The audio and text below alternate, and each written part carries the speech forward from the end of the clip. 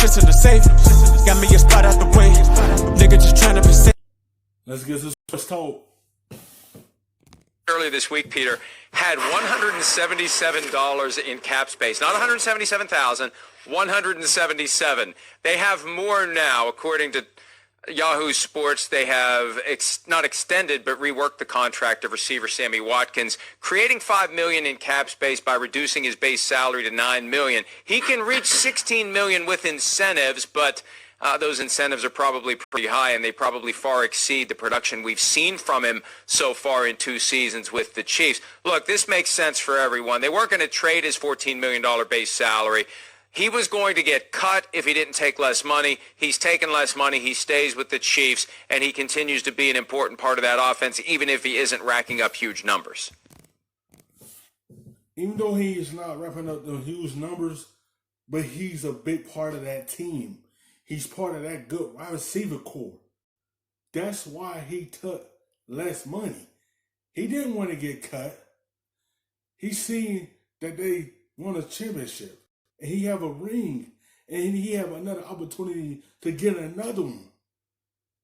When players see the outcome of the team success, they willing to do things like that. He's seen the end of the movie of that trophy. And now he said we have another opportunity to win another one. We have another opportunity to bring in another player to add on what we have right now. You know, the great thing for the Chiefs is that they got Sammy Watkins at a very manageable number. Now, for everybody who said, man, that's pretty good, a pretty good deal for the Chiefs, Watkins has been a great receiver at times. And I would say to him, well, let's just hang on for a minute. Sammy Watkins, over the last 4 years of his career, has averaged 37 catches and 4 touchdowns a year. I mean, come on. Sammy Watkins, nice piece to have to your jigsaw puzzle. But in my opinion, right now, it's, you know, they have now retained their major forces in their offense. Like, in my opinion, when when Eric Bieniemy, when Frank Kafka and Andy Reid, when they start sitting in and making their game plan, they're going to have a tremendous advantage over the rest of the league. You know why?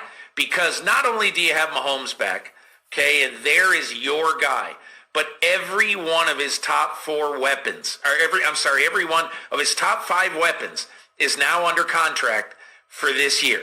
Tyreek Hill, Travis Kelce, Watkins, Robinson, and obviously McCole Hardman. Now, Mike, what an advantage that is in this time and place. It's a big advantage.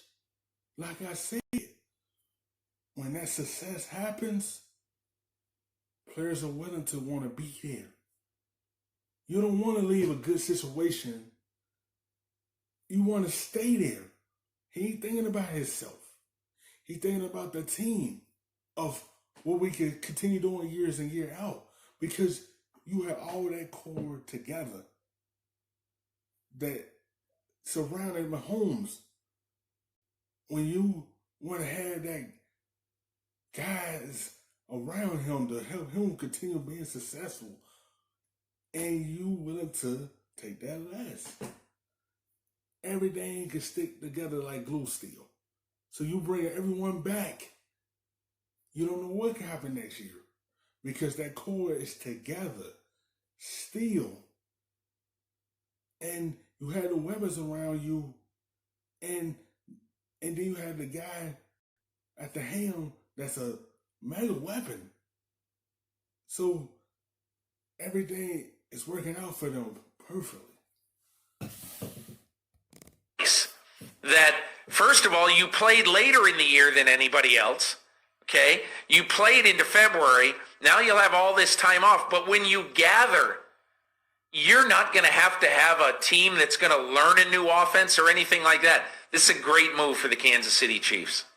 Absolutely critical point. The learning curve is going to be far easier for the teams who have continuity, and there's the continuity with Sammy Watkins. And look, I had been suggesting maybe a trade during the draft of Sammy Watkins, which in theory isn't out of the question. The contract is more tradable now. But the thing is, with so many great young receivers in the draft, I don't see anyone giving up a significant package to the Chiefs for Watkins, and they should want him. And at $9 million, that's more in line with where he is and what he means. And even though his regular season production hasn't been great, he had 288 yards in the postseason this year, and he had one of the most important plays of Super Bowl 54. As long as he's producing well, they ain't gonna release him. You gonna want to keep him there because he's a solid wide receiver. And he's part of that success. And you don't want to break that apart. You want to keep it there because you can continue building and building and building.